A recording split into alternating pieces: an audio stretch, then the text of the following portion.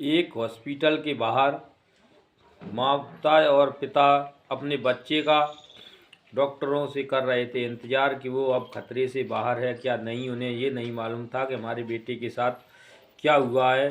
तो डॉक्टर कहते हैं कि तुम्हारा बेटा सही है, लेकिन अभी आप उससे नहीं मिल सकते, और उसे ऑपरेशन थिएटर में ऑपरेशन के लिए ले जाते हैं। ये ऑपरेशन की बात सुन वो लोग हैरान थे, और आप भी हैरान हो जाएंगे।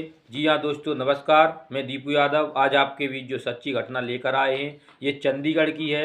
यहाँ के रहने वाले राजेश कुमार और उनकी पत्नी पूनम चंडीगढ़ में रहा करते हैं, और उनके दो बच्चे थे। एक का लड़की का नाम सोनी और लड़के का नाम विकास था। दोनों क्लास में पढ़ते थे, और उनमें बचपन से ही कंपटीशन था। एक ही क्लास में पढ़ते थे, और दोनों एक दूसरे से अच्छे मार्क्स लाने के लिए दोनों में बहुत ही ज़्यादा कंपटीशन था, जिसके चलते वो दोनों एक दूसरे को अच्छा से अच्छा हम कर सकें क्लास में, इससे लगे रहते थे। तो एक दिन उनके पिता ने एक टीचर को ट्यूशन के लिए रखा, लेकिन वो टीचर पढ़ाने में कुछ सही से बच्चों को नहीं समझा पाता था, तो उन बच्चों ने उसे छोड़ दिया। फिर उसके पिता जो विकास के थे, विकास 9th क्लास का स्टूडेंट था और सोनी, तो विकास के पिता पूछते हैं कोई टीचर तुम्हारी नज़र में हो तो हमें बताओ, मैं उसी से तुम्हारी कोचिंग लगवा देता हूँ। तो सोनी कहती है हमारे स्कूल की एक नई मैडम है गीता, जो कि बहुत अच्छे से क्लास में पढ़ाती है। अगर वो कोचिंग के लिए तैयार हो जाए तो उसके यहाँ हम लोग जाने लगेंगे। तो राजेश जाकर गीता मैडम से बात करते हैं। गीता मैडम दरअसल विधवा औरत थी, और उसकी उम्र 37-38 साल थी, और एकदम गठीला बदन था, सुंदर थी, खूबसूरत थी, और उसके पीछे बहुत से टीचर आकर्षित किया करते थे, लेकिन वो किसी को भाव नहीं दिया करती थी। तो गीता से जब बात करते हैं तो गीता तैयार हो जाती है, लेकिन शर्त रखती है कि मैं आपके घर नहीं, मेरे घर ही आना होगा। तो सोनी और विकास दोनों ट्यूशन के लिए उनके घर जाने लगते हैं। गीता मैडम पढ़ाया करती है, लेकिन विकास भी बहुत खूबसूरत था, 16-17 साल की उम्र थी। तो वो विकास एक हंसमुख चेहरे वाला लड़का था, वो हंसा ही करता था। तो उसकी हंसी एक दिन मैडम को अंदर तक छू जाती है, और मैडम कुछ गलत सोचने लगती है, और मैडम जो है उसके गालों पर हाथ फिराना शुरू कर देती है, और उसके साथ साथ सोनी के भी। फिर मैडम ने उसकी चाल बदल दी, किसी दिन सोनी को बुलाती थी तो किसी दिन विकास को। फिर उसने कहा सोनी मैं तुम्हें नहीं पढ़ा पाऊँगी, मैं विकास को पढ़ा सकती हूँ, मुझसे बोर होती हूँ, एक ही बच्चे को सही से समझा पाएंगी। तो सोनी दूसरी जगह कोचिंग जाने लगती है, और विकास वहीं जाने लगता है, और मैडम विकास को अपनी गिरफ्त में ले लेती है, उसके साथ संबंध बनाना शुरू कर देती है। पहले तो विकास मना करता है, फिर आगे ये सिलसिला जारी रहता है।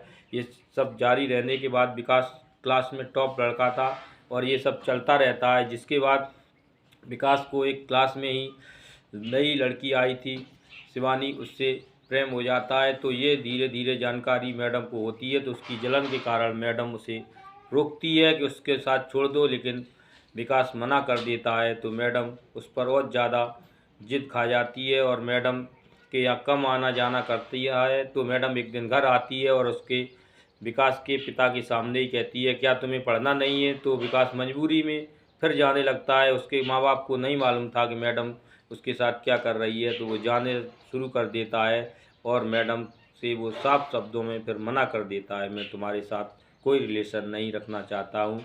तो ये सब हो जाने के बाद शाम को विकास थोड़ी दूर में घर था विकास और टीचर का। तो विकास शाम को बाइक से निकल रहा था, तो टीचर उसे बुलाकर रोक लेती है, और उसकी बाइक पर बैठकर जाने लगती है। थोड़ा आउट एरिया पड़ता है, वहीं बाइक को रुकाकर उसे धमकाती है, डराती है, लेकिन वो विकास उसकी बातों में नहीं आता है। तो वो एक चाकू निकालती है, और विकास के पेट में 4-5 जगह घाव कर देती है, यानी बार करती है, उसे अंदर तक घाव हो जाता है, और वहीं बड़ा छोड़ मैडम गीता फरार हो जाती है। फिर उसके बाद उसी के मोहल्ले का एक व्यक्ति निकलता है, वो विकास को पहचान लेता है, वो उठाकर आलन फालन में हॉस्पिटल ले जाता है।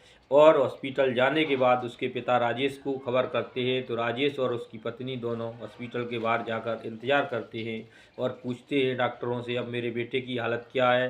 तो डॉक्टर बताते हैं अब खतरे से बाहर है, और अब घबराने की कोई बात नहीं है। दरअसल ऑपरेशन कर नहीं देंगे तब तक आपसे मुलाकात नहीं हो सकती है, और उसका ऑपरेशन हो जाता है। फिर पुलिस भी वहाँ पहुँच जाती है, पुलिस उसकी जांच करती है, और पुलिस जब उसके घर जाती है तो मैडम के मकान में ताला लगा होता है, तो पुलिस उसके फ़ोन को ट्रेस करती है।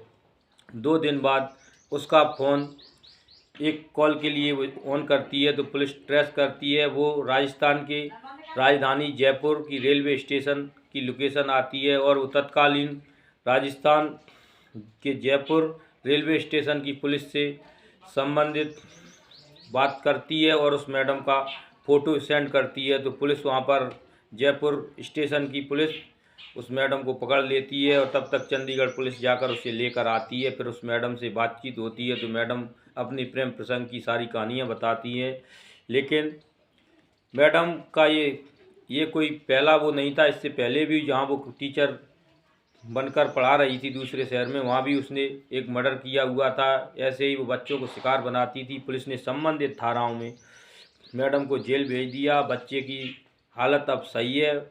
तो दोस्तों, आपको हमारी कहानी कैसी लगी? आप हमारे चैनल पे नए हैं तो चैनल को सब्सक्राइब करें, वीडियो को लाइक करें और कमेंट करके हमें बताएं। हम आपके बहुत बहुत आभारी रहेंगे। जय हिंद दोस्तों, वंदे मातरम।